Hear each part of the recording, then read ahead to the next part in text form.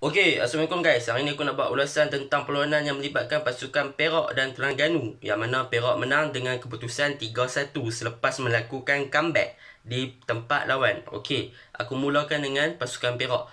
Kebaikan pasukan Perak ataupun kekuatan pasukan Perak pada kali ini adalah berdasarkan faktor gameplay dan taktikal yang telah diterapkan oleh Mehmet Dorokovic berserta dengan player-player Perak yang berjaya menjayakan taktikal yang telah diterapkan.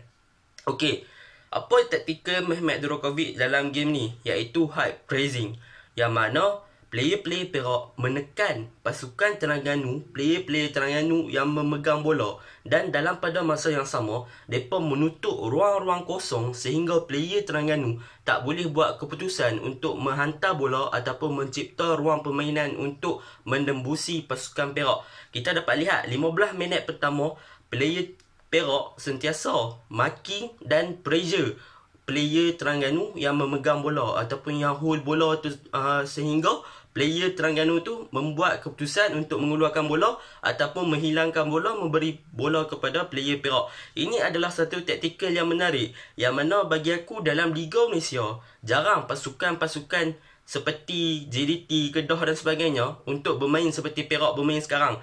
Bagi aku, Perak merupakan satu-satunya pasukan dalam perlawanan pembukaan Liga Super yang menunjukkan gameplay ataupun tactical play dengan bermain sebagai satu tim yang bermain high pressing, iaitu mereka tekan habis pasukan lawan sampai dekat palanggul pasukan lawan sendiri sehingga mereka dapat bola. Ini adalah satu pencapaian yang baik untuk Mehmet Dorokovic dan pasukan Perak sebab berjaya mengaplikasikan ataupun bermain sebagai satu pasukan yang bermain dengan high pressing. Bukannya senang nak main high pressing ni. Satu, player-player pasukan Perak perlu mempunyai stamina yang sangat tinggi. Jika player-player Perak mereka tak mempunyai stamina yang sangat tinggi, high pressing ni susah dilakukan dan kemungkinan player akan penat. Walaupun tak sampai second half lagi, player akan penat.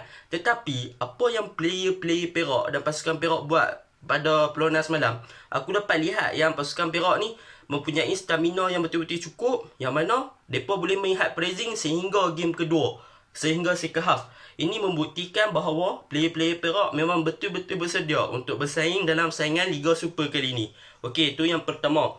Yang kedua, selepas 15 minit Perak bermain dengan high pressing, dengan pressure yang sangat tinggi, defensif line yang sangat tinggi, Perak berjaya untuk bermain sebagai open play. Selepas mereka kena gol satu, yang mana Samedov buhan. Lepas Samedov buh gol tu, baru Perak sedar yang mana kalau mereka main high pressing ni, mereka tak boleh nak menjaringkan gol. So, mereka main relax sikit, mereka cuba baca game dan mereka bermain dengan open gameplay. Yang mana open gameplay ni hanya melibatkan barisan tengah dan striker Perak. Yang mana kalau kita tengok dalam game ni, barisan defense Perak, pertahanan Perak, mereka tak membantu langsung atasan. Bukannya maksud aku tak membantu tu tak bagus, tetapi mereka berjaya disiplin di barisan pertahanan saja, yang menunjukkan barisan pertahanan Perak ni solid. Yang mana kalau kita tengok right back dan left back Perak tak banyak pun buat overlapping, tak banyak pun crossing. Sebab apa? Sebab Perak hanya bergantung kepada barisan striker mereka dan bahagian tengah. Yang mana barisan tengah dan bahagian Perak ni betul-betul function. Macam ni lah baru bagus Perak main kan. Yang mana kita tengok Leandro, Kareka, Guheme Di Paula, Syahrir Fikri, Partiban, macam mana mereka gerakkan serangan-serangan berbahaya ke gawang Terengganu. Sehingga 5 minit saja mereka dah boleh dapat hampir 5 corner ke 4 corner semalaman. Itu memang pencapaian yang bagus lah. Sebab apa? Sebab tak perlu mengharapkan right back dan left back untuk buat overlapping ataupun larian-larian cut in ke dalam, tetapi hanya mengharapkan bahagian serangan saja untuk settlekan, selesaikan masalah untuk menjaringkan gol. Ini adalah satu pencapaian yang bagus. Sebab apa? Sebab bahagian pertahanan boleh fokus untuk defend pasukan lawan saja kalau kena counter kan. Kalau bahagian serangan duk attack, kalau defend tolong sama attack, kemungkinan kena counter tu adalah tinggi. Itu yang kedua. Yang ketiga, apa yang aku suka tentang Perak ni adalah defensive line mereka. Kita dapat lihat bagaimana Terengganu cuba untuk main fast attacking football, control football dengan menghantar hantaran yang berbahaya kepada Faris Ramli, Dominic Da Silva dan Faiz Nasir. Tetapi semua usaha Terengganu tu gagal. Sebab apa? Sebab defensive line yang diketuai oleh Syarul Saad dan Golek mempunyai pemikiran yang sangat matang dan sangat hebat, mempunyai pengalaman juga, yang mana mereka berjaya menyekat player-player Terengganu ni daripada melakukan percubaan-percubaan berbahaya ke gawang Perak. Yang mana kita tengok kebanyakan hantaran-hantaran Terengganu berjaya dipatahkan oleh Syarul Saad, Amirul Azhan, Rafiuddin, Golek dan sebagainya. Selain tu, defensif line Perak semalam, mereka bermain dengan agak tinggi. Yang mana kalau permainan agak tinggi ni, dia sebenarnya susah kalau kita tak ada persefahaman ataupun keserasian. Tetapi semalam defense Perak menunjukkan keserasian yang sangat tinggi, yang mana offside trap dan sebagainya berjaya dipatahkan dengan begitu sahaja oleh pasukan Perak. Yang mana bila Terengganu long ball sikit, dominate offside. Ini menunjukkan pasukan pertahanan Perak sangat-sangat berkualiti. Syarul Saad tu deserve untuk be a captain.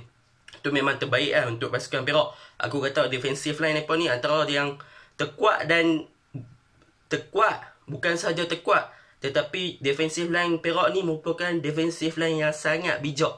Yang mana defense Perak ni bermain menggunakan otak. Bukan saja menggunakan kaki, tetapi menggunakan otak untuk bermain sebagai pertahanan. Yang keempat aku suka tentang Mehmet Durkovic ni, yang mana dia turunkan penjaga gol muda Perak, iaitu penjaga gol nombor 3. Walaupun dia jarang diuji, tapi aku rasa goalkeeper Perak ni menunjukkan satu performance yang agak bagus walaupun dia muda kan. Itu sahaja yang aku boleh komen untuk Perak punya kebaikan. Ada satu lagi yang aku suka tentang Perak, bagaimana Syarif Fikri dan Gohemedi Paula membentuk serangan yang sangat-sangat padu sehingga Gohemedi Paula berjaya menjaringkan 2 gol semalam, walaupun 1 gol tu penalti dan 1 gol dia offside. Kalau tak hat-trick lah. Yang mana kalau kita tengok Gohemedi Paula semalam, dia adalah player yang create game, yang mana dia bermain sebagai attacking midfielder dan meletakkan Syarif Fikri sebagai center forward.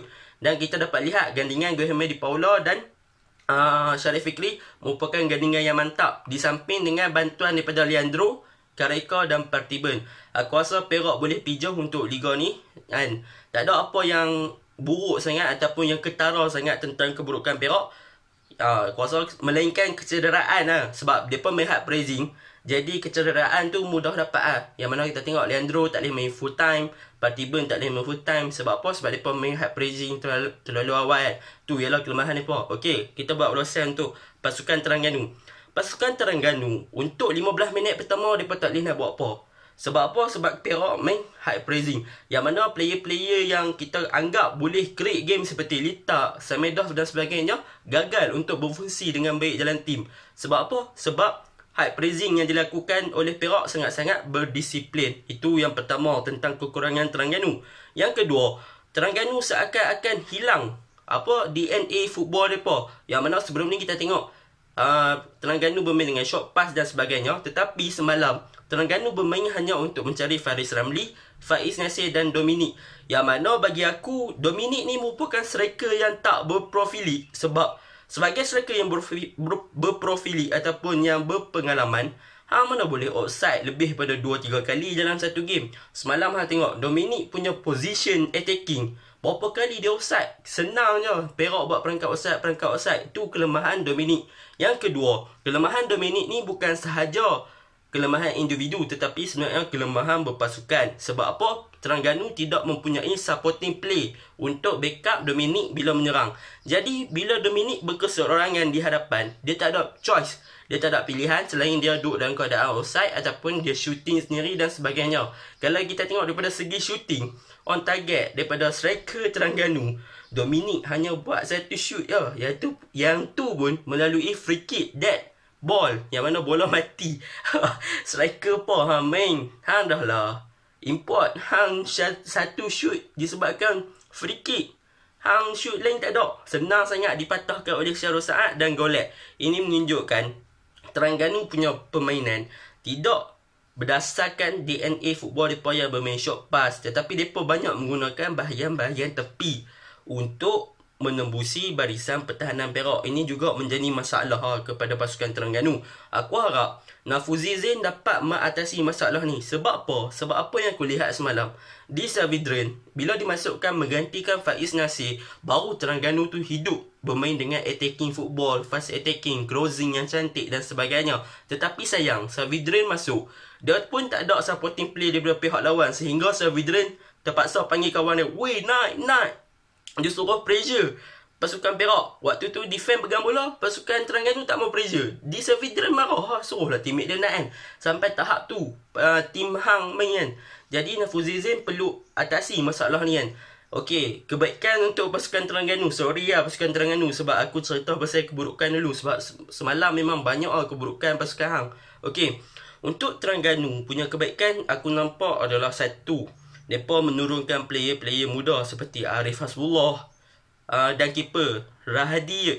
Oh, semalam kalau keeper Terengganu yang muda umur 19 tahun tu tak melakukan performance yang sangat-sangat baik, aku rasa Terengganu telah dibolosi lebih pada 5 gol.